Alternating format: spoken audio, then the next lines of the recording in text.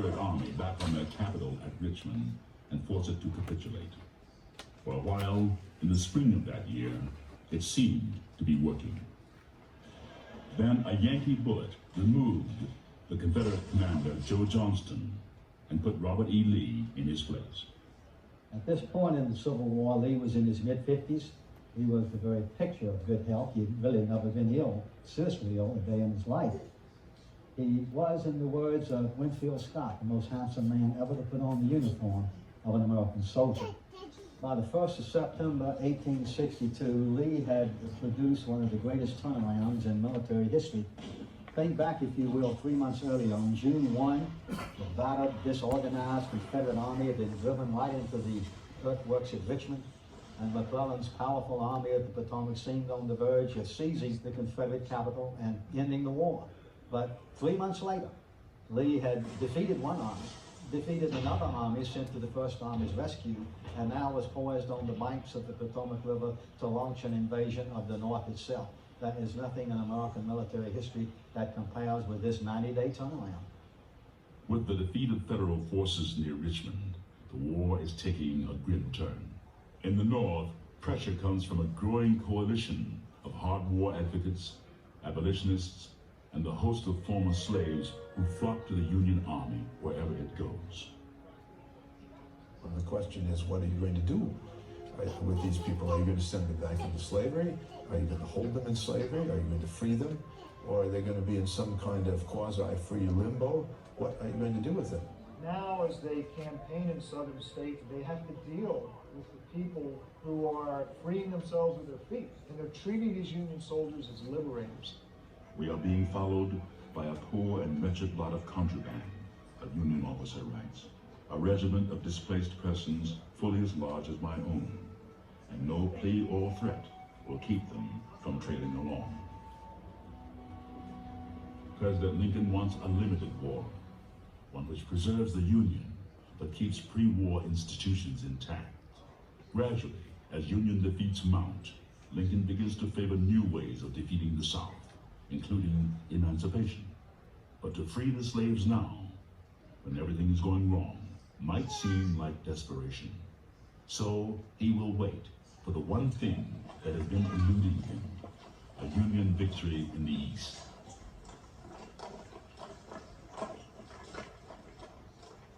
Lee's invasion leaves a large federal garrison, some 13,000 men, stranded at Harper's Ferry, the small arsenal town made famous by the abolitionist John Brown. Lee had expected this force to be withdrawn when he moved north, but since they remain, he sends half his army back to capture the garrison. Lee dictates his complicated plan in a communique entitled Special Order 191. Through a breakdown in communication, an extra copy of the order is prepared and then lost. It's found wrapped around 2 cigars by 2 soldiers of the 27th Indiana. McClellan now knows exactly where Lee's army is and moves to crush part of it before it can be brought together.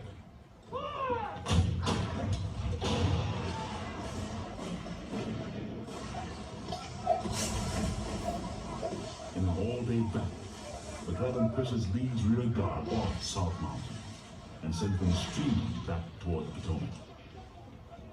It's a small but decisive Union victory.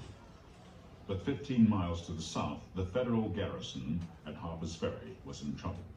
Opposing them is Thomas Stonewall Jackson, who had commanded the town, and the Confederates seized it early in the war. I would rather attack the place 100 times than defend it once, he told his staff, and then proceeded to show them why. He had been an artillerist in the Mexican War. He had taught artillery at the Virginia Military Institute. And it is at Harper's Ferry that he arranges his guns so beautifully that early on the morning of September 15th, when he opened fire, the Union garrison quickly surrendered. It was Jackson the gunner at his magnificent best. To date, it was the largest surrender of an American army in the nation's history.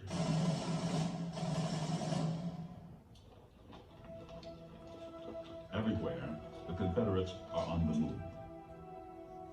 In Kentucky, 3 separate columns are headed north, and Confederate General Braxton Bragg predicts they will meet somewhere in Ohio. In Maryland, events at Harper's Ferry give Robert E. Lee new hope for his invasion.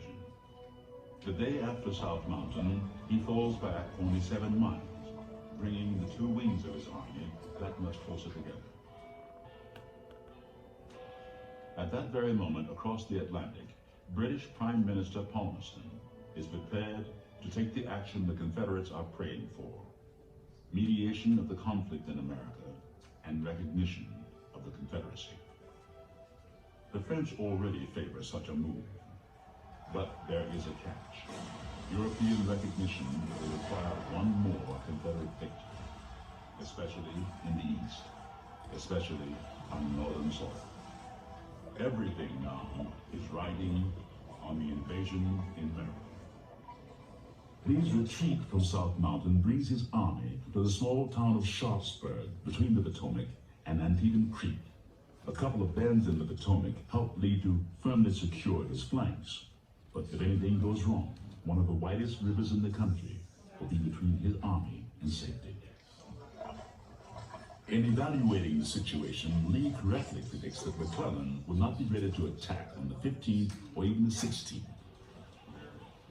Toward evening, McClellan sends Joe Hooker's First Corps across the Antietam, north of Lee's left flank, in an effort to get around the Confederates.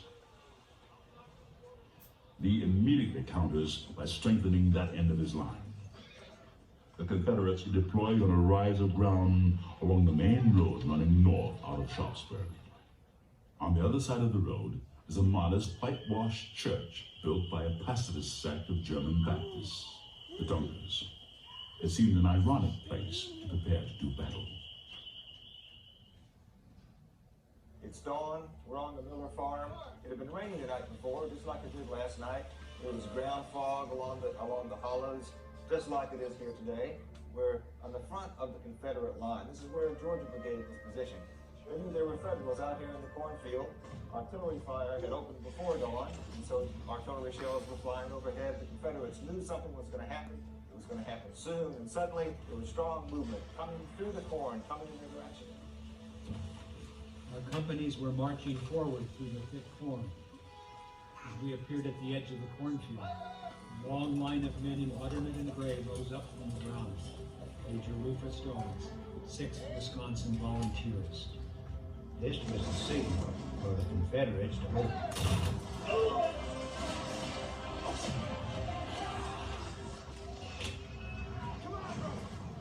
Slowly, the Union forces are gaining ground and advancing toward their main objective, the Dunker Church. This forces the Confederate left-wing commander Stonewall Jackson to call on his only reserve, Hood's division, including the Texas Brigade.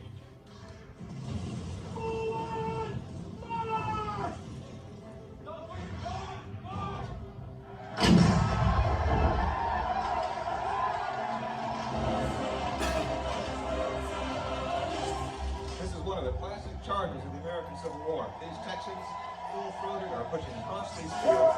They're having to go through the broken ranks of Lawton's and Trimble's men. They're also having to push back the Federals that have come through.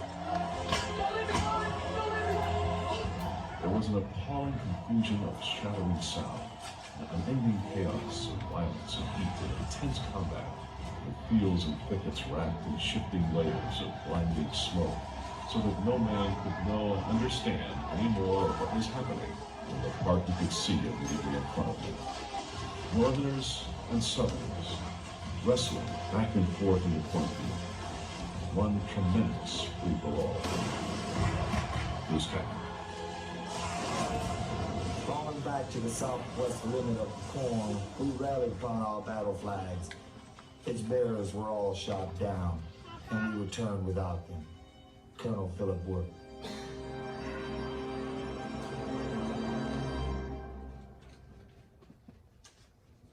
In support of Hooker's First Corps is Joseph Mansfield's 12th. The 12th Corps is exactly what Hooker needs, and even more troops, the 2nd Corps, are coming up to join him. A well-coordinated attack now could completely break the Confederates on that part of the field. And Hooker is the man to lead it. But at this critical moment, a stray bullet hits his foot, and the loss of blood puts him out of action. 12th Corps Commander Joseph Mansfield, the only officer who knows what Hooker has in mind, has been mortally wounded. Just as the Union Army's grand plan is beginning to take effect, its powerful right wing, fully half the army, is left without a leader. Into this void comes the lead division of Edwin Sumner's 2nd Corps. Sumner is an old dragoon officer, and he treats his infantry as horse soldiers, slashing straight forward, hammering their way through the enemy. It's about 9 o'clock in the morning, and the battle action, how it's going to change.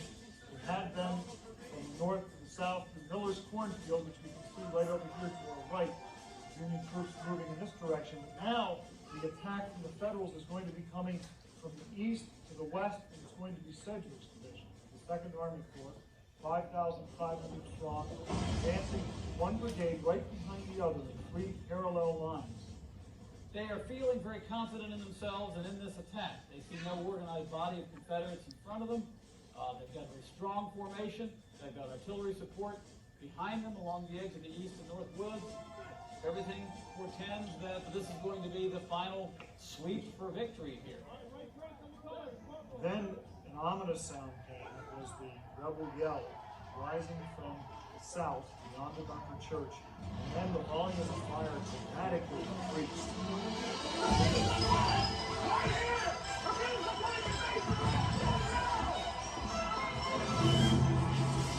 Much of the maneuvering and strategy of the American Civil War involves getting on the opponent's flank. The goal is to place a large formation of riflemen in line, firing at the end of the enemy's line of battle. In the West Woods and near the Dunker Church, a Confederate division under Lafayette McLaws works the flanking concept to perfection. Our regiment was practically annihilated. My men fell around me like dead flies in the frosty mud. Lieutenant James Peacock, 59th New York. The fighting began at 5:30 in the morning. By 9 a.m., the Confederates have withstood the assaults of 3 separate Union corps and beaten all of them back. More than 12,000 men have been killed or wounded, 1 American every single second. And some of the worst fighting is yet to come.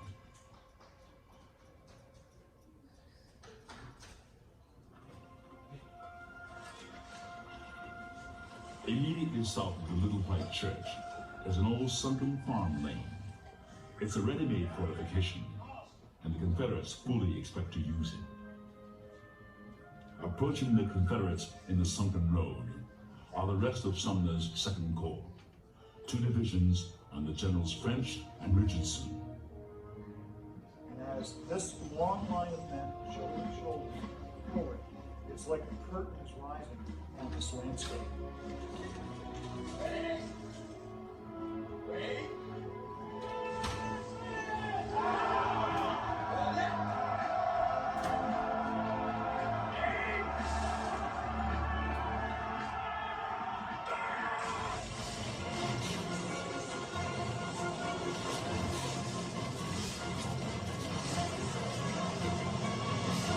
My rifle flamed and roared in the Federal faces like a blinding blaze of lightning, accompanied by the quick and deadly thunderbolts.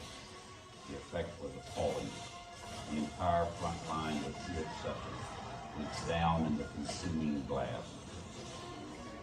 Colonel John B. Gordon, 6th Alabama Volunteers.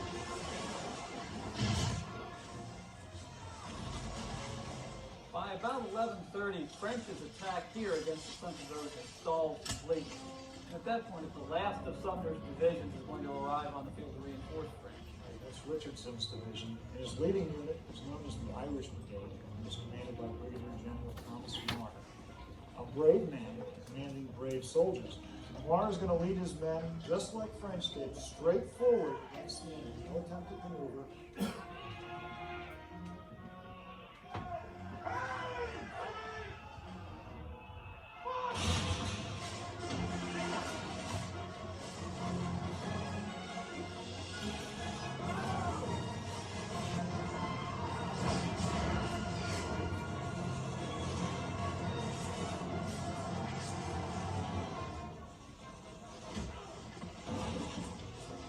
once the Federals are able to extend beyond the end of the Confederate right flank and cross the lane and be able to fire down the lane back, that's when this lane becomes a death trap.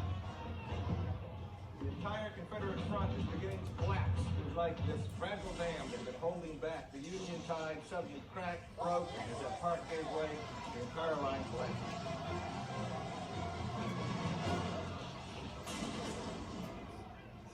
The attention of both armies now moves south again, to a little stone bridge across the Antietam. The most tardy and most uncoordinated of all the Union attacks that bloody Wednesday came here at a span since called Burnside's Bridge. The fact of the matter is quite simply that Burnside squandered the organization of his troops here, and he settled sending them across Antietam in mass and sent them across in little spurts, which made them fine targets for the Georgians up there on the hill. Pressure to take the bridge mounts. Two regiments with the same numerical designation are picked to make a head-on assault straight across the field, leading to the entrance to the bridge. This is the 251st, 51st New York and the 51st Pennsylvania, which are going to try to take the bridge where everyone else has failed. We've got all this fire converging on the Confederate defenders up along the bluff above us. It's going to start to take its toll. And these men here are going to sense the slackening of the fire over there, and now comes the time for them to get up from their cover and start to get over the bridge. Come on, boys! This really is a turning point in the fighting here at Burnside Bridge. The enlisted men themselves sense that there's a weakening, that there's an opportunity, and without orders or leader, they're just going to get up and dash on their own through the gate and onto the bridge itself.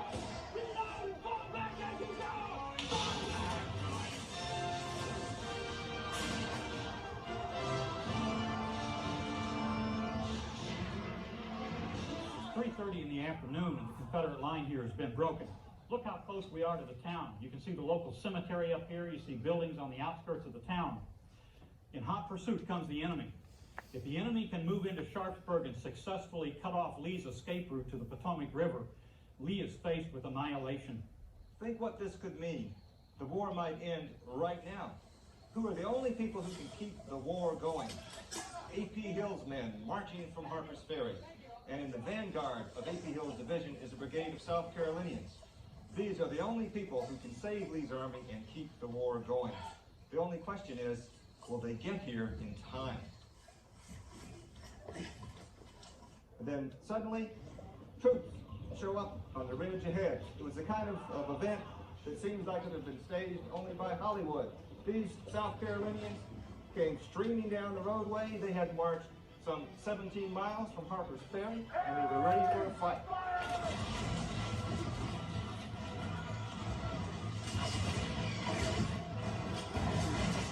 See people without training come under fire, get the huddle together, and as soon as you do that, you create a beautiful target for your opponent.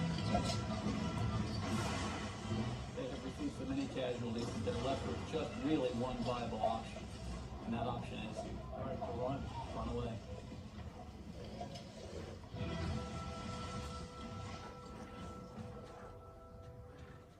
When the long day finally ended and darkness settled over, the guns quieted down, and then began the worst sounds of all, the screams and moans and cries of thousands upon thousands of wounded men. Do you hit anywhere else? Go upstairs. Almighty God, who beholds all the pain and suffering of this earth, send your blessing upon this your servant. As his earthly body fades away, may his soul be lifted heavenward. In the name of the Father, Son, and Holy Spirit. Room Gardner. Breyer. Crosswhite. Delanglease. Fryman. The casualties of that day beg a description. In short, 23,000 men, which are more dead and wounded in this one day at this one spot than occurred in the American Revolution, the War of 1812, and the Mexican War combined. This battle just stops you in shock in its horror and its human cost.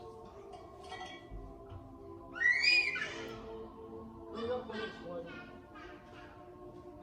When it became evident that there wasn't going to be any more fighting, at least not for this day, the men from both armies declared a truce to bury the dead and to bring back their wounded. Among the witnesses to the truce on the 18th is the artist Albert Ward.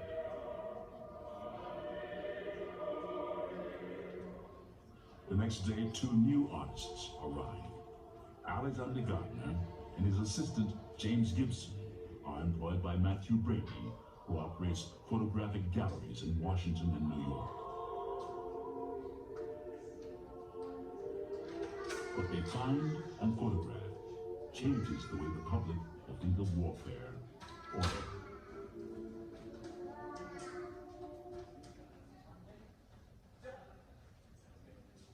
throughout the campaign and the battle, Robert E. Lee has been outnumbered by at least 2 to 1.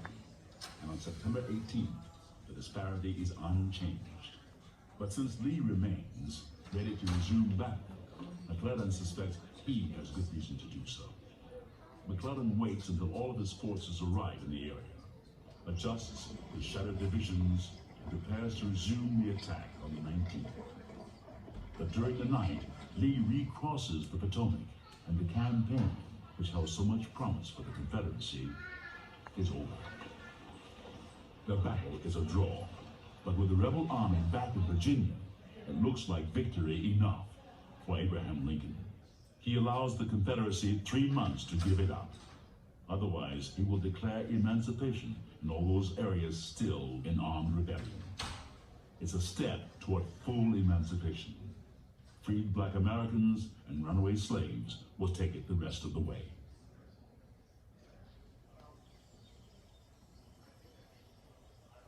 Ten months later, men of the 23rd Virginia find themselves on familiar ground. Lee's army is on the move again, and the route of the 23rd takes them back to the old battlefield near the Antietam, barely a mile from where they fought the year before. Dear father, mother, and family, I have been this morning over the old Sharpsburg battlefield and have witnessed the most horrible sights that my eyes ever beheld. I saw the dead in any number just lying on top of the ground, their bones bleaching, and they by the many hundreds. Oh, what a horrible sight for human beings to look upon. God grant that the time may speedily come that peace may return to our once happy country and our lives be spared to meet each other again on earth. George Harlow, Private Company D, 23rd Virginia. As the 23rd Virginia reaches the intersection in front of the Dunker Church, they turn right to the north toward Harrisburg and the road to Pennsylvania. Once more, the Army's goal is Harrisburg. But again, Lee will fail to reach the Susquehanna. Instead, 2 weeks later, he'll fight the Army of the Potomac at another small farming community, a town called Gettysburg.